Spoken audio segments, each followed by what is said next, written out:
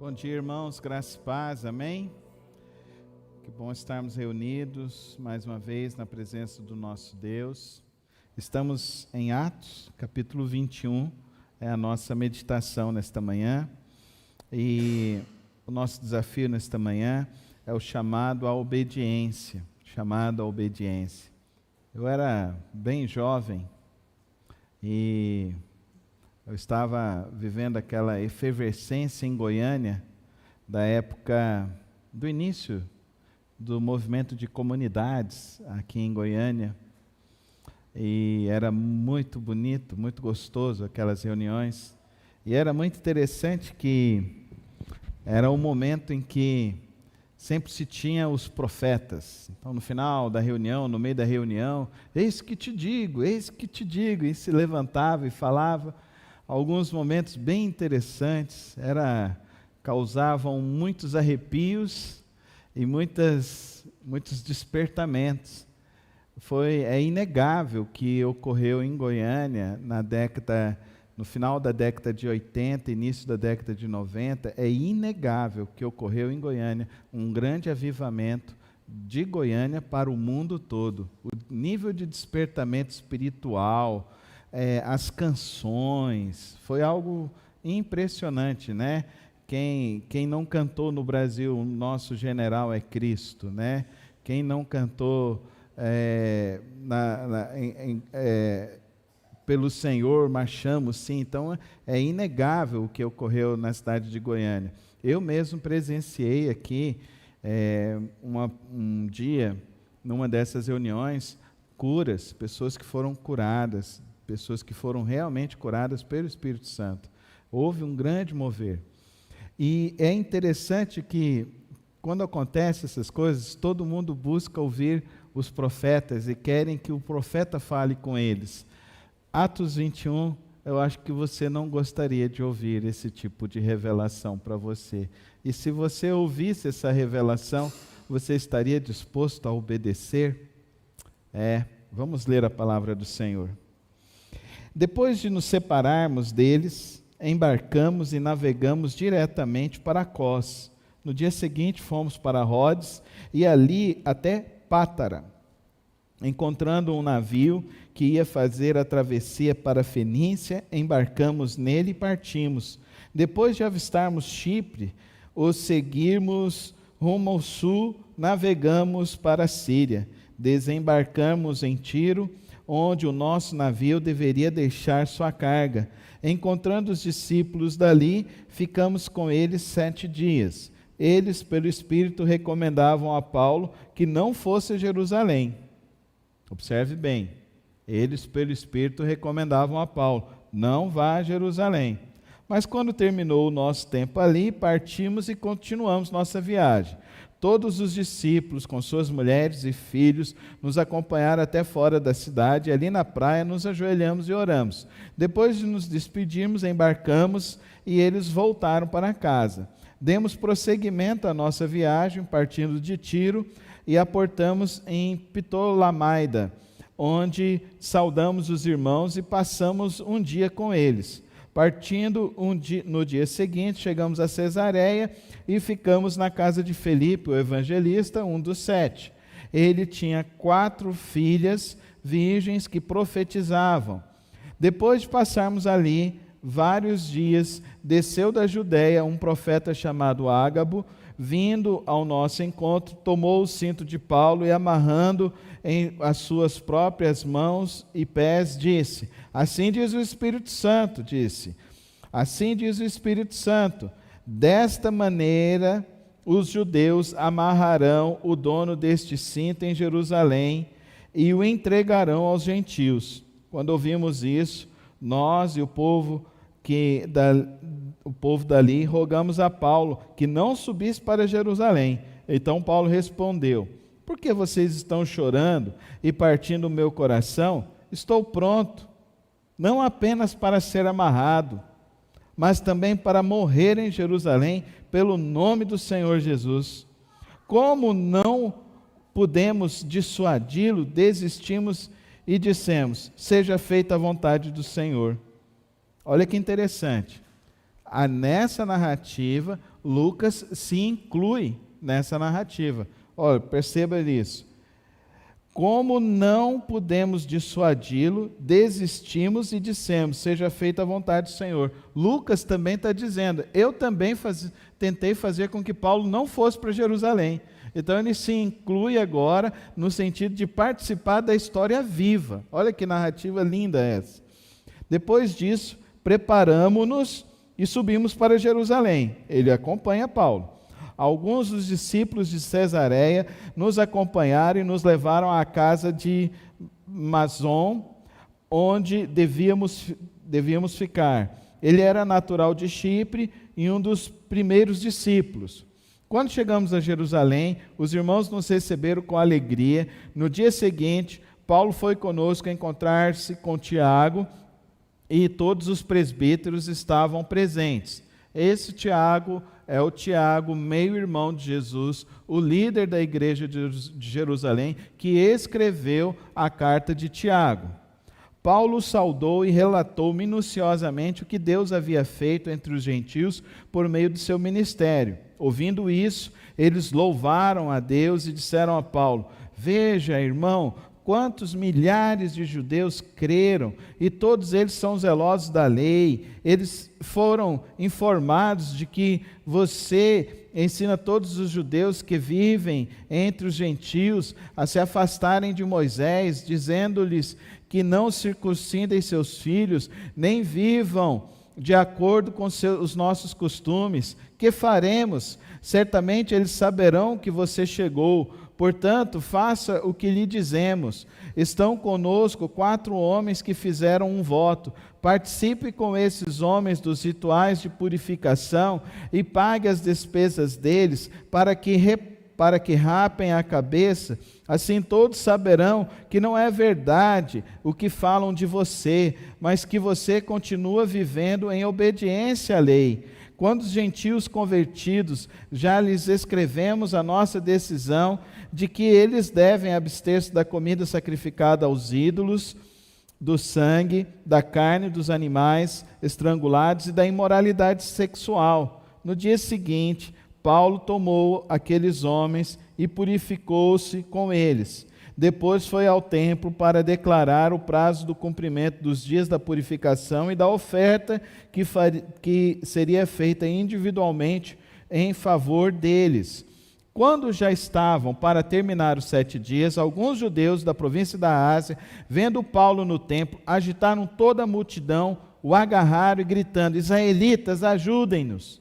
Este é o homem que ensina a todos, em toda parte, contra nosso povo, contra a nossa lei e contra este lugar. Além disso, ele fez entrar gregos no templo e profanou este santo lugar. Anteriormente, eles haviam visto o efésio Trófimo na cidade com Paulo e julgaram que Paulo o tinha introduzido no templo. Toda a cidade ficou alvoroçada e juntou-se uma multidão. Agarrando Paulo, arrastaram-no para fora do templo e imediatamente as portas foram fechadas. Tentando eles matá-lo, chegaram notícias ao comandante das tropas romanas que toda a cidade de Jerusalém estava em tumulto. Ele reuniu imediatamente alguns oficiais e soldados e com eles correu para o meio da multidão. Quando viram o comandante e os soldados, pararam de espancar Paulo. O comandante chegou, prendeu e ordenou que ele fosse amarrado com 2 correntes. Então perguntou quem era ele e o que tinha feito. Alguns da multidão gritavam alguma coisa, outros gritavam outra. Não conseguindo saber ao certo o que havia acontecido por causa do tumulto, o comandante ordenou que Paulo fosse levado para a fortaleza. Quando chegou às escadas, a violência do povo era tão grande que ele precisou ser carregado pelos soldados. A multidão que o seguia continuava gritando, acaba com ele. Pai, lemos tua santa palavra nesta manhã. Uma narrativa, Pai, tão profunda, tão vibrante, ó Deus, que nos mostra como era duro viver, ó Deus, como os teus servos, no tempo do início, ó Deus, da pregação do Teu Evangelho. Pai, eu agradeço, ó Deus, por todos esses homens e mulheres que obstinadamente obedeceram ao chamado e à Tua voz, e não desistiram de seguir, ó Deus, a Tua vontade, mas antes viveram ela até o último momento de suas vidas. Que nesta manhã o Teu Santo Espírito nos desperte a compreender como deve ser o nível de obediência de nossas vidas. É assim que eu peço ao Senhor, no precioso nome de Cristo Jesus. Amém e amém. A profecia não estava errada, a profecia estava certa. Mas Paulo não desistiu de fazer a vontade de Deus. A pergunta para mim e para você nesta manhã é sobre isso. Como que é o seu compromisso com Cristo? É segundo as regras de conveniência? É segundo uma bênção que você vai receber? Por isso que eu não creio na teologia da prosperidade, irmãos, que condiciona a vida com Cristo a benesses. Então você tem que arrancar Atos 21. Atos 21 nos diz claramente que o apóstolo Paulo recebeu uma profecia de que ele iria ser preso e realmente ele foi preso.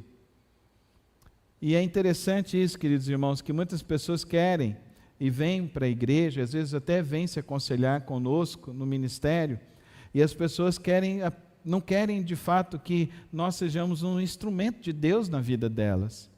E o instrumento de Deus geralmente não é instrumento para dizer porque você está certo. Querido irmão, não sei se você já teve a oportunidade de você realmente conversar com alguém e pedir conselho para alguém que é verdadeiramente cristão. Um verdadeiro cristão, um verdadeiro homem de Deus, uma verdadeira mulher de Deus, não vai passar a mão na sua cabeça. Não vai passar. Invariavelmente, vai nos indicar caminhos que nós precisamos corrigir em nossas vidas.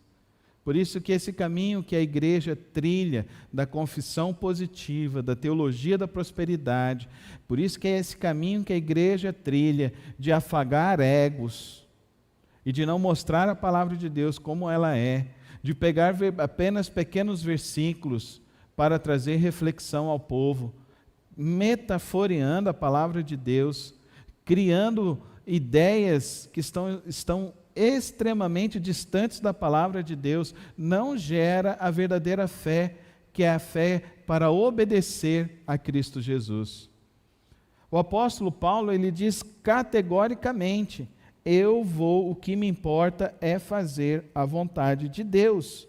O que me importa é saber que eu estou fazendo e vivendo para Jesus. Você está vivendo para Jesus? Você vive para Jesus? O seu compromisso é de fato com Jesus? A sua obediência de fato é com Jesus? Queridos, olha a afirmação do apóstolo Paulo no verso 13. Então Paulo respondeu: por que vocês estão chorando e partindo o meu coração? Estou pronto não apenas para ser amarrado, mas também para morrer em Jerusalém pelo nome do Senhor Jesus. Você está disposto a morrer pelo nome do Senhor Jesus? Queridos, nós estamos diante de um texto, não é de um texto de alguém que está falando uma coisa que ele ouviu falar, mas é de alguém que está dizendo para nós que de fato isso ocorreu na vida dele e que ele não abriu mão do compromisso que ele tem com Cristo Jesus.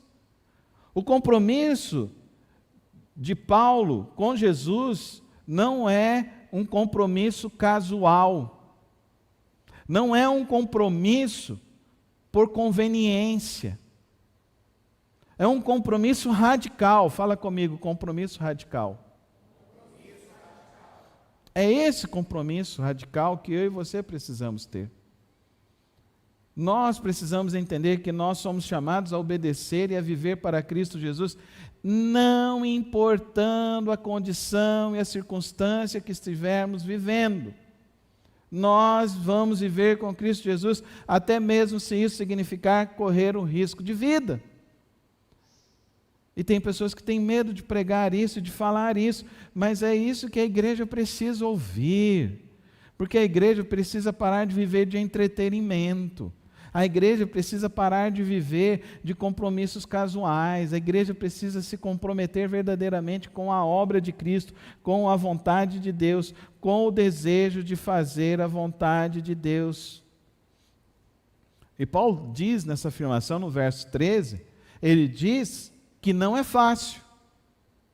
Olha a afirmação que ele diz: porque vocês estão chorando e partindo o meu coração. Olha o que o apóstolo Paulo está dizendo aqui. Paulo está se compadecendo com as lutas e as aflições que aqueles irmãos estão passando. Ele vê a sinceridade daqueles irmãos. Ele vê que aqueles irmãos estão preocupados com ele. Ele vê que aqueles irmãos estão tendo uma intenção honrada com ele. Mas que isso não seria motivo para ele deixar de cumprir o chamado, a vocação que Deus deu a ele. Querido irmão e querida irmã, nós precisamos entender isso, que viver com Cristo Jesus implica numa obediência radical, num chamado radical, numa coragem e numa disposição de anunciar este Evangelho, de viver este Evangelho. É interessante que quando o apóstolo Paulo chega em Jerusalém, é um misto então de alegria e preocupação. Observe o verso 17. Quando chegamos a Jerusalém, os irmãos nos receberam com alegria. Nossa, que bênção, o apóstolo Paulo chegou. Nós ouvimos tantas notícias, e as notícias são: muitas pessoas se converteram, muitas pessoas começaram a viver com Cristo Jesus. Verso 20, ouvindo isso, eles louvaram a Deus e disseram a Paulo: vejam, irmãos, quantos milhares de judeus creram, eles são zelosos da lei. Mas aí vem a preocupação. Então, andar com Cristo Jesus vai nos levar a um nível de compromisso que nos leva a mostrar para as pessoas quando a vida delas está errada. Então, o cristão influencia, ele não pode ser influenciável. Vamos falar juntos? O cristão influencia, ele não pode ser influenciável. Vamos falar com fé? O cristão influencia, ele não pode ser influenciável. E como a gente está enfrentando essa batalha hoje em dia? De cristãos que estão se misturando com o mundo. De cristãos que estão se misturando com as conveniências da vida. De cristãos que estão achando normal o pecado e a vida de pecado. E nós precisamos lutar, queridos irmãos. Nós precisamos lutar pela palavra de Deus e lutar pelo compromisso com Cristo Jesus. E isso precisa ser radical. Isso não pode ser circunstancial. Isso não pode ser com as conveniências da nossa vida, nem quando nós queremos. Nós precisamos entender que nós estamos em missão, eu e você. Amém, irmãos? Nós estamos em missão. Pode ser que a nossa missão não seja como a missão que nós ouvimos do nosso irmão Ael, de ir para um país tão fechado como ele está. Mas a nossa missão aqui onde nós estamos é uma missão de ir e anunciar a palavra de Deus às pessoas. E mostrar para as pessoas quão radical é esse compromisso com Cristo Jesus. E esse compromisso precisa ser verdadeiro, profundo e zeloso. Zeloso esse compromisso com Cristo Jesus. Agora, é interessante aqui, queridos irmãos, o verso 25. Quanto aos gentios convertidos, já lhes escrevemos a nossa decisão, de que eles devem abster-se de comida sacrificada aos ídolos, do sangue, da carne de animais estrangulados e da imoralidade sexual. Consta aqui, queridos irmãos, que a igreja diz que eles têm que guardar o sábado. Consta aqui? Consta aqui que eles têm que exigir a circuncisão. Não consta. E eles se reuniram, como nós vimos semana passada, Atos 20, eles se reuniram no primeiro dia da semana, no domingo. Então, queridos irmãos, aí nós vemos então, basta ler a palavra de Deus, que você vai entendendo como você se posiciona como cristão e como você tem entendimento para lutar contra as heresias e as seitas dos nossos dias. Está aqui muito claro.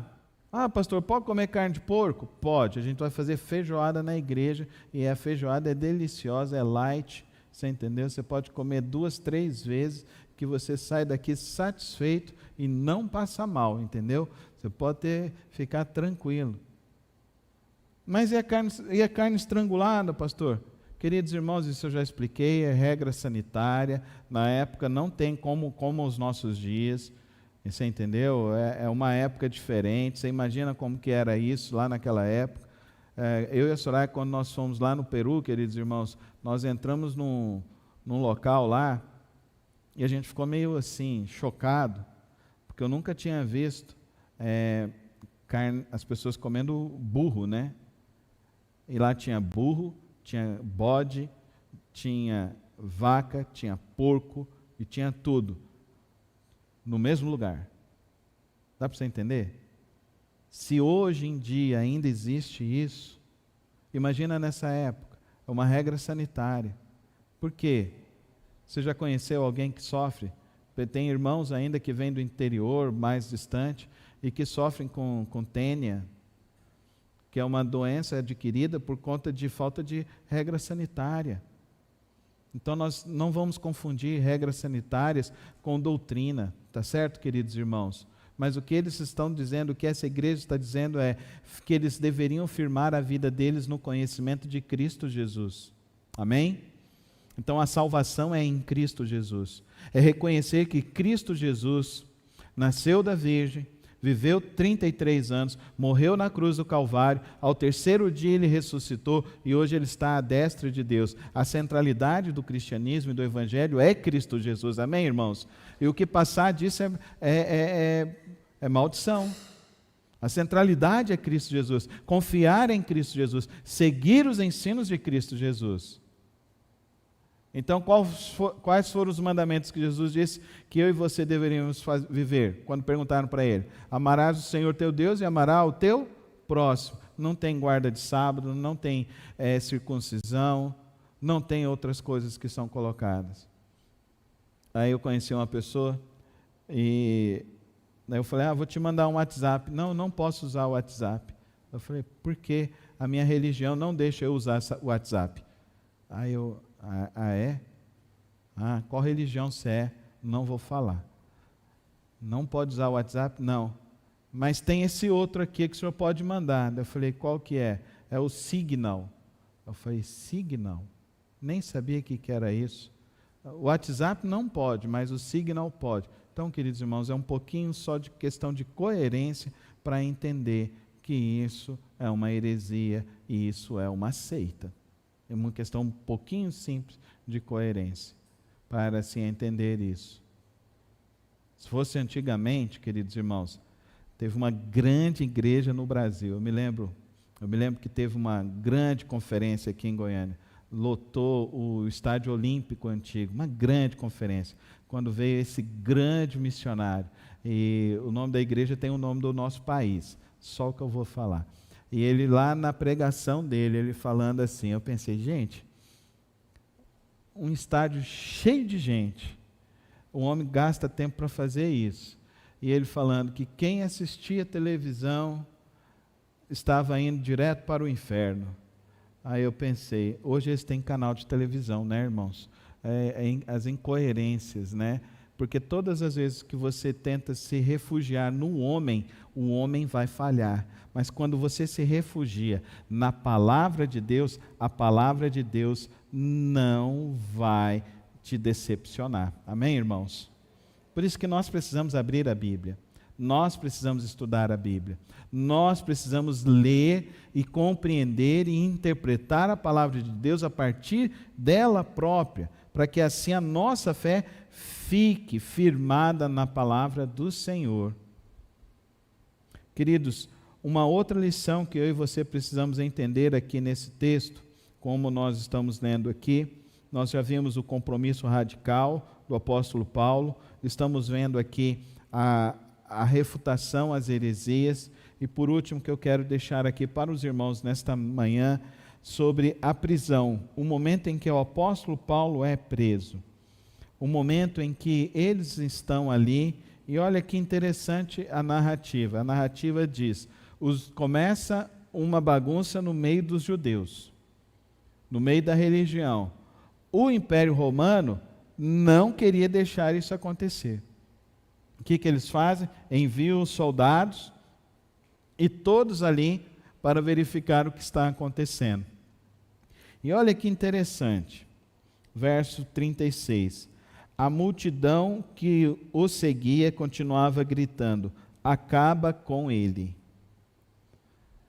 E é interessante que no Brasil nós temos uma frase muito diabólica, a voz do povo é a voz de Deus. Você não acredita nisso não, amém? Amém, igreja? Que não existe isso, a voz de Deus é a voz de Deus, pronto e acabou. Você ouve, obedece e humildemente, amém? Não confunde povo, porque povo é objeto de manobra. Objeto de manobra, qualquer coisa faz as pessoas se iludirem. Qualquer coisa faz as pessoas se iludirem. No meu período de faculdade teológica, a gente tinha uma turma, aí entrou uns gaiatos no seminário. Aí entrou um que a gente virou e falou assim, ele vai para a Universal, com certeza ele vai para a Universal. E ele foi para a Universal. E um dia eu estava jampeando na televisão, eu estou vendo ele lá, eu mandei para os colegas, lá, ele está lá na televisão. Ele estava lá vendendo a rosa de Saron. Aí eu encontrei com ele, passado alguns anos, eu perguntei como é que funcionava isso. Ele falou para mim, não, pastor, é o seguinte, a rosa de Saron, 20% era do pastor. Dá para você entender? Vendia a rosa, 20% era para o bolso do pastor. Isso eu estou falando de um pastor que estava lá dentro dessa igreja. E tem gente que ouve, segue, quer seguir esse tipo de porcaria. Queridos irmãos, nós precisamos aprender sobre a palavra de Deus e firmar nossas vidas na palavra de Deus. Então, nesta manhã, quando a gente abre a palavra de Deus, abre o livro de Atos, capítulo 21, nós vemos o quê? Nós vemos o apóstolo Paulo levantando para nós alguns princípios. O primeiro princípio, da obediência ao chamado de Deus. Ele foi para Jerusalém, mesmo quando as pessoas estavam falando para ele não ir. Porque quando você tem um chamado, é o seu chamado com Deus, que vai firmar a sua vida com Cristo Jesus. É o seu chamado. João Calvino falava, a obediência é a verdadeira adoração a Deus. A obediência é a verdadeira adoração a Deus. Então, seja fiel ao seu chamado com Cristo Jesus. A sua experiência pessoal com Cristo Jesus. Não fica querendo ir atrás de movimentos, de outros tipos de experiências. O que Deus tiver para te dizer, Ele vai dizer no quarto secreto. E muitas das vezes, muitas pessoas vão poder falar coisas, passar orientações para você que vão te afastar de Deus. Ao invés disso, entra no teu quarto secreto, fala com teu pai e seja fiel ao teu chamado com Deus. O segundo princípio, coragem mesmo diante da oposição. O apóstolo Paulo nos ensina, quando chegamos a Jerusalém, os irmãos nos receberam com alegria. Quando chegou lá em Jerusalém, ele sabia, Deus tem um propósito aqui, amém, irmãos? Deus tinha um propósito na vida dele, mesmo sendo perseguido, mesmo sendo preso, Deus tinha um propósito na vida dele. Não importa a circunstância que você vier a fazer, a passar, a atravessar na sua vida, saiba que o propósito de Deus é muito maior para você, amém? É muito maior. Deus tem um plano na sua vida, e não é só um plano em você, é um plano através de você. E para mim, quando aqui diz que a igreja recebeu o apóstolo Paulo com grande alegria, e isso me traz um ensinamento tão profundo, é que eu e você somos objeto da graça de Deus, amém, irmãos? Eu e você somos objeto para levar graça de Deus, cura de Deus, alegria do Senhor, paz de Deus, o amor de Deus aos corações. Mesmo que isso venha nos custar coisas caras, dificuldades, não importa, não esqueça isso. Você é uma pessoa chamada para levar a alegria do Senhor a outros corações, amém, irmãos? E o apóstolo Paulo vai lá, mesmo enfrentando as oposições, ele leva a bênção de Deus. Então seja a bênção de Deus na vida das outras pessoas. Aqui nós vemos também uma afirmação de Lutero: a coragem não é a ausência de medo, mas é a conquista dele. Amém, irmãos? Terceiro princípio, submissão à vontade de Deus. Olha que interessante, queridos irmãos. O apóstolo Paulo, ele fala: eu vou até o fim. Eu vou até o fim. Você vai até o fim com Cristo Jesus? Ou você vai só até segunda? Ou você vai até o próximo problema? Ou você vai até a próxima dificuldade? No seu casamento, você vai até aonde? É até a morte que o separe, amém, irmãos? Até a morte o separe, vai até o fim. Caminha mais uma milha. Caminha mais, perdoa 70 vezes 7. Vai dar um passo a mais. Mas vai com Cristo Jesus, amém, irmãos? Vai com Cristo Jesus, vai com Ele, porque Ele será o teu guia. A verdadeira sabedoria consiste em submeter sua mente à vontade de Deus, amém, irmãos? Então submeta a sua sabedoria, o seu entendimento à vontade de Deus. E por último, o último princípio que eu queria dizer para os irmãos: comunhão e suporte nós temos no meio da comunidade da fé. No meio da comunidade da fé. É no meio do povo de Deus, irmãos, amém? É no meio do povo de Deus. Ontem teve um mover lindo aqui na cidade de Goiânia, não sei quantos ficaram sabendo, mas houve um mover lindo ontem aqui na cidade de Goiânia. Nossos irmãos se reuniram das 5 horas da manhã até as 8 da manhã no estádio olímpico para orar. Para orar. Os irmãos chegavam lá e se ajoelhavam e estavam ali para orar. Igreja, é tempo da igreja orar mais, amém, irmãos? Orar pelas famílias, orar pelos filhos, é tempo da igreja orar mais. É tempo de você ter esse tempo seu, mas é tempo de vir mais à igreja, para orarmos mais. Está chegando o mês de maio. Eu quero que você esteja se preparando para o mês de maio, que será um mês da família da nossa igreja. E eu quero que você se prepare para nós termos 31 dias que nós vamos orar. Eu vou vir abrir a igreja todos os dias, 7 horas da manhã. E eu quero que você venha orar. Orar pela sua casa, orar pelos seus filhos, orar pela sua família. É tempo da igreja orar mais. Nós vamos fazer uma vigília de oração. É tempo da igreja orar mais.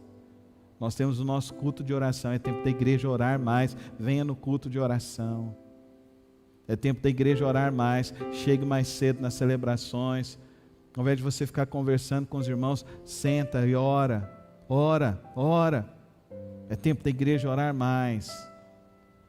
Quantas coisas absurdas nós estamos vendo, nós estamos ouvindo. E é só na oração, no meio da súplica, a comunidade da fé se juntando para orar, amém, irmãos? Comunidade da fé se juntando para orar. Hoje é o dia que os batistas, segundo domingo de março, é o dia que os batistas tiram o dia para orar pelos nossos missionários ao redor do mundo. Hoje são mais de 890 missionários brasileiros. Temos 400 missionários brasileiros que deixaram o país para ir para outros países. E nós temos o restante, são missionários das próprias regiões. Nós temos missionários em diversos países fechados. Hoje é o dia que o povo batista está orando por esses missionários. Então junta lá você na sua casa e ora hoje por esses missionários. Ora hoje pelo nosso irmão Ael, a sua esposa. Não temos só eles. Nós temos lá hoje cerca de 30 famílias missionárias. Então ore, é tempo da igreja orar mais, porque é a comunidade da fé que fortalece, é a comunidade da fé que orienta, é a comunidade da fé que nos ajuda. John Owen ele falava: os cristãos devem se reunir frequentemente para encorajar e exortar uns aos outros. Queridos, nesta manhã nós somos desafiados pela vida do apóstolo Paulo a ter um compromisso radical de servir e obedecer a Deus, não importando a circunstância. Nós somos chamados e desafiados a viver uma vida cristã madura. E uma vida cristã madura é uma vida que se compromete cada vez mais com o reino de Deus, em ouvir a voz de Deus e fazer a vontade do Senhor. Que essa seja a sua oração nesta manhã.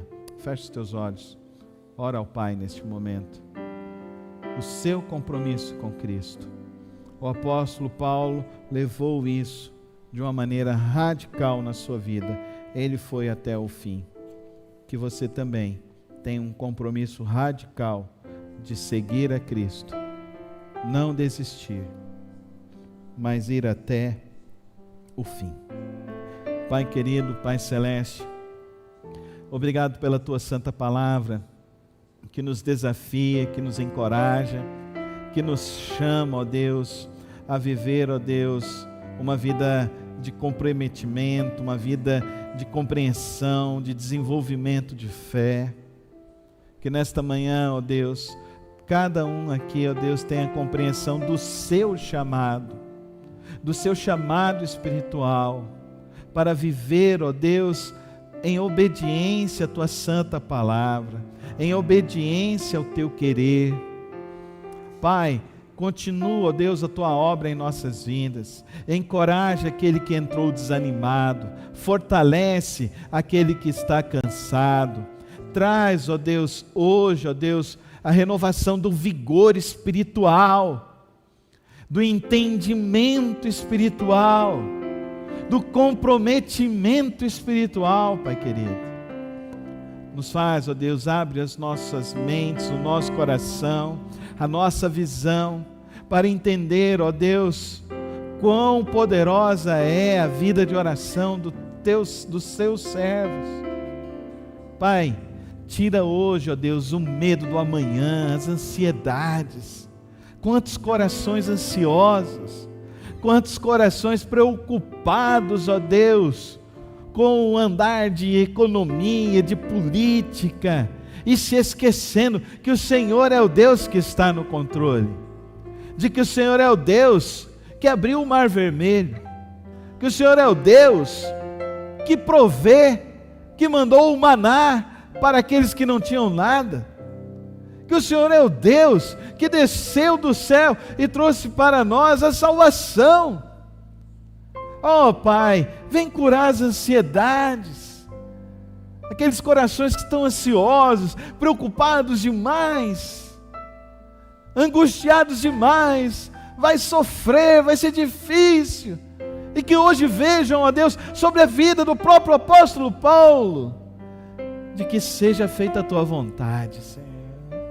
Que essa seja a nossa oração nesta manhã, seja feita a Tua vontade, Senhor, porque eu quero estar sempre onde seja a vontade do Senhor, porque eu sei, ó Deus, que aonde estivermos dentro da Tua vontade, o Senhor nos guardará, o Senhor nos fortalecerá, o Senhor estará conosco todos os dias.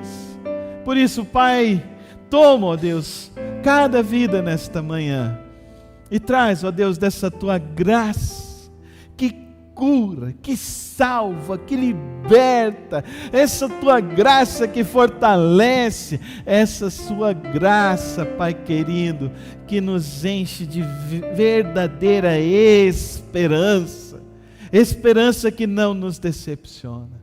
Toma, ó Deus, nossas vidas nesta manhã e derrama sobre nós dessa Tua graça, no precioso nome de Cristo Jesus. Amém e amém. E que o amor de Deus Pai, a graça do nosso Senhor Jesus Cristo e as santas consolações do Espírito Santo de Deus esteja sobre a sua vida, sobre a sua família, sobre todos os missionários, ó Pai, espalhados sobre a face da terra, sobre toda a Tua igreja, ó Deus. que hoje se reúne em tantos e tantos rincões. Que o Senhor nos abençoe, nos guarde e nos livre de todo o mal, hoje e para sempre. Amém. Amém.